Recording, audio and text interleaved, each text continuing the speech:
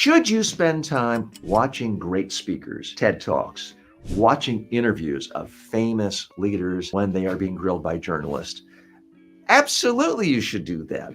To become great at anything, you can't just do it in a vacuum. It's a context. All great novelists read a lot of other great novelists. All great musicians listen to a lot of great music. If you want to become a great communicator, a master communicator, you need to watch the greats, and they're everywhere online. You can look at TED Talks. You can just Google certain topics. You can go to other forums, ideas conferences, in person, but also on video. The magic of living in these modern times is everything is at your fingertips. You can get thousands and thousands of the best speakers in the world, all coming to your living room, all coming to your den, wherever your computer is, wherever your cell phone is. Now, it's not that you're going to watch one Anthony Robbins speech and say, well, that's how it is. So now every time I give a speech, I'm going to say, and say I, to get the audience to interact with me. I don't want you mimicking other speakers. I do want you learning, borrowing, adding bits and pieces. There's an old expression that thieves steal from one person, great artists steal from a dozen people. When you're borrowing elements and combining them in a new way, that's not stealing. That's creativity. That's blending. That's synthesizing in a new way. So that's why it's essential for you to learn.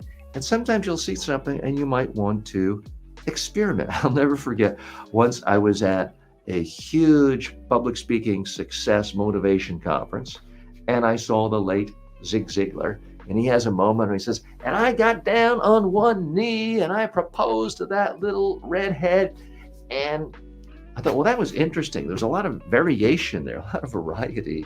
He's really a great showman. Now, do I routinely get down on one knee during a presentation? No. I didn't want to directly copy that, but I liked his masterful use of the stage, the way he moved around. I do, in fact, try to move when I speak. Now, if I'm on camera and it's a tight shot, I don't want to go out of the camera range. That can be a little weird and distracting. But if I'm in front of a live audience and I am on stage, or I have a lot of space in front of a room, I don't want to just stand in one spot stiff and nothing moving but my mouth, or nothing moving except from the waist up. I actually do want to use the room. So a part of that came from me watching Zig Ziglar and other great speakers. Now, I might not like all of his message. I might not like any of his message. But if I can learn even one thing from a great speaker and incorporate a part of that, it's worthwhile. Now, you can learn from people you don't like. You can learn from people you don't respect. You can learn from horrible dictators.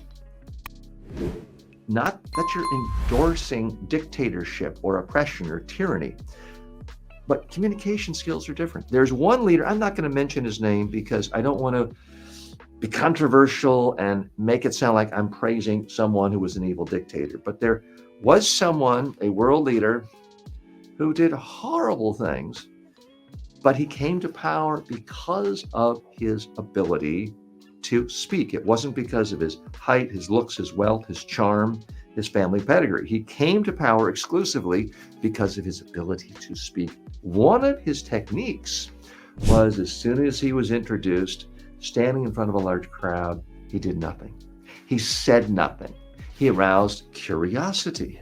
Now, he would sometimes do this for as long as a couple of minutes, and it would start to merely make people wonder, what's going on? It aroused tremendous curiosity, and then he started off very, very quietly. People had strain. He would build his volume and his power. It worked for what he wanted to do, and he brought audiences into a frenzy and had tremendous power. Again, I'm not asking you to use your communication skills to oppress people or tyranny. What I'm asking you to do is be aware of speaking skills everywhere and figure out how you can incorporate different elements to make it work for you. Now, with the speaker I just mentioned, he had that technique where he would just say nothing for as much as 2 minutes. Do I do that? If I'm introduced to speak somewhere, do I stand up and say nothing for 2 minutes? No, I don't. I wouldn't feel comfortable with that. And I think too many people might consider that weird. But here's what I do. Here's where I did learn from that.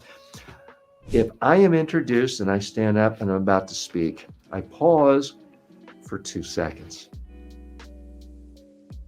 Why is that important? Because most people are afraid to do it.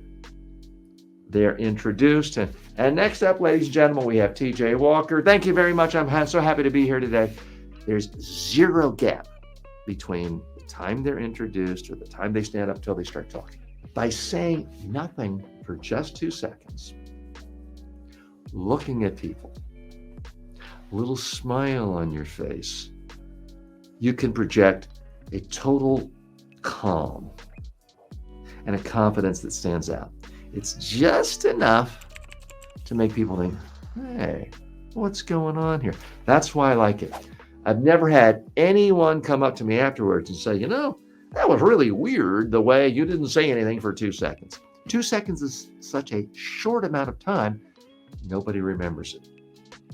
So it's hitting people more emotionally and in the gut than intellectually that they remember. But it just sends a signal, wow, this speaker is confident. This speaker is relaxed. That is the message I want to send to people. So that's just an example.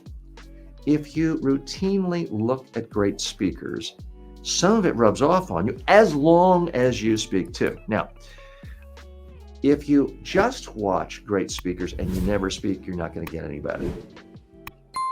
I could watch stand-up comedians all day long, every day for years.